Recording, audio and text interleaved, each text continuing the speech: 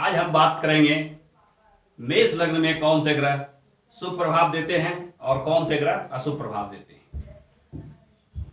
जन्म कुंडली के अंतर्गत सभी लग्नों के आधार पे 12 भाव में अलग अलग राशियां अवस्थित हो जाती है और इन राशियों के स्वामी के रूप में भाव के स्वामी मानकर शुभ और अशुभ प्रभाव का आकलन किया जाता है। तो आज की श्रृंखला में सबसे पहले शुरू करते हैं मेष लग्न के बारे में। जैसा कि चार्ट में देख रहे हैं मित्रों कि यदि आपका जन्म मेष लग्न में हुआ है तो कुंडली के लग्न भाव में 1 नंबर लिखा हुआ होगा, यानी ये कुंडली मेष लग्न की कुंडली होती है।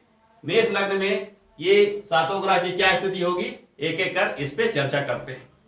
सर्वप्रथम चर्चा सूर्य के बारे में अगर किया जाए मित्रों तो सूर्य पंचम भाव का स्वामी है।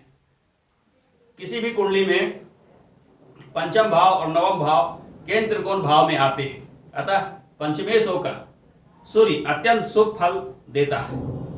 दूसरे ग्रह की अगर चर्चा की जाए तो चंद्रमा जैसा कि देख रहे हैं मित्रों चतुर्थ भाव का स्वामी है। यहाँ पे चंद्रमा यदि पक्ष बली हो तो कुछ केंद्राधिपति दोष का भी प्रभाव देता है।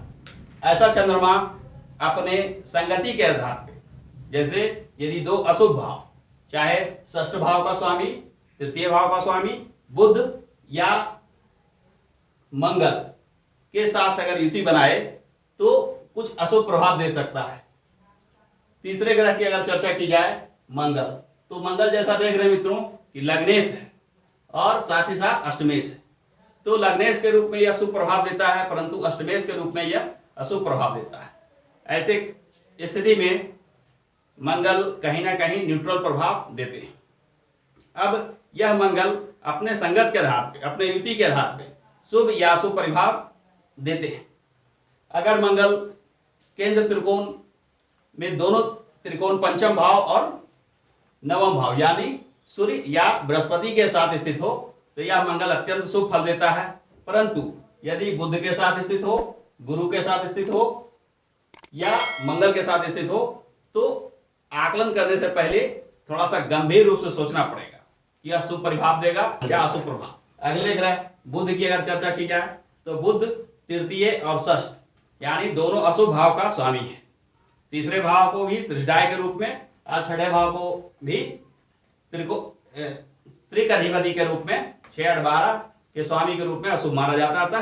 बुध मेष लग्न वालों के लिए सिर्फ बुरे परिणाम देता है, सिर्फ अशुभ परिणाम देता है। अगले ग्रह गुरु की अगर चर्चा की जाए तो गुरु नवम भाव के रूप में भाग्येश के रूप एवं द्वादश भाव व्ययेश के रूप में परिणाम देता है।